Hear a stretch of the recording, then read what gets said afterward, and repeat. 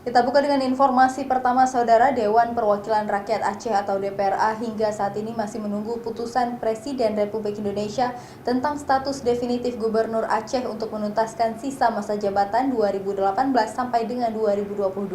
Sedangkan untuk pengisian jabatan Wakil Gubernur Aceh, DPRA akan membentuk pansus penjaringan Wakil Gubernur pergantian antar waktu jabatan tersebut. Anggota Komisi Bidang Pemerintahan dan Hukum Bardan Sahidi menyampaikan bahwa setelah menerima salinan putusan Mahkamah Agung atas kasasi yang disampaikan mantan Gubernur Aceh Irwandi Yusuf, di mana putusan tersebut telah memiliki kekuatan hukum yang bersifat tetap dan mengikat atau inkrage.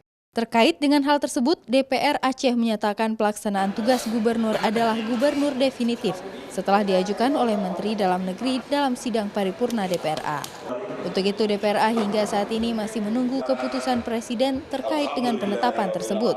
Menurut Bardan Sahidi, penetapan status gubernur definitif tersebut merupakan amanah dari undang-undang, di mana turunan dari UU Nomor 8 Tahun 2015, di mana pada pasal 165 menyatakan bahwa Presiden mengangkat pelaksana tugas gubernur menjadi gubernur definitif untuk menuntaskan masa jabatan 2019-2022.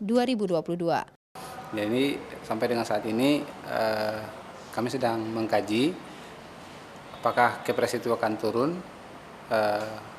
kepada pemerintah yang tembusnya juga disampaikan kepada DPR.